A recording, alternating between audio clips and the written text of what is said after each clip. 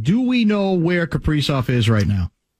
No, I mean, again, the reports there said that he had already left the country for the United States. Bill Guerin says he's in Russia. That's all I can tell you. Okay.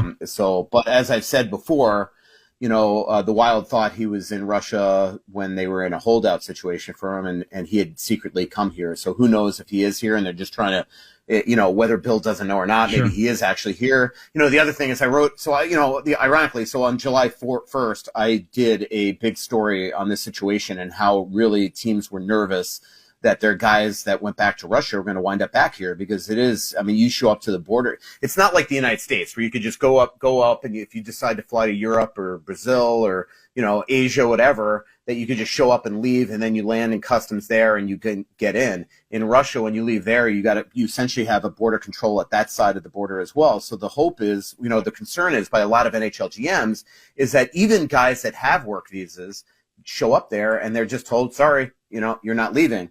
And as I reported in that story, Kirill Kaprizov doesn't even have a work visa.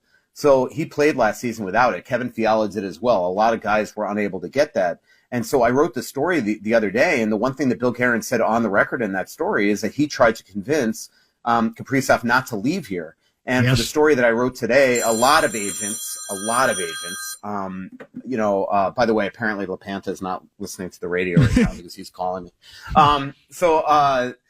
Like a lot of agents have told me that have really prominent Russian athletes that they tried to convince their clients not to leave. And then in the story that I wrote today, I quote somebody that is very, very close with Kaprizov and is very, very close with a lot of Russian players. He's essentially a conduit in the United States that helps a lot of these Russian players, from buying homes to getting cars to whatever. And he told me he warned all these guys, do not go home. And the reality is a lot of them just laughed and said, no, we're going home. What are you talking about? And now here, nobody's laughing anymore.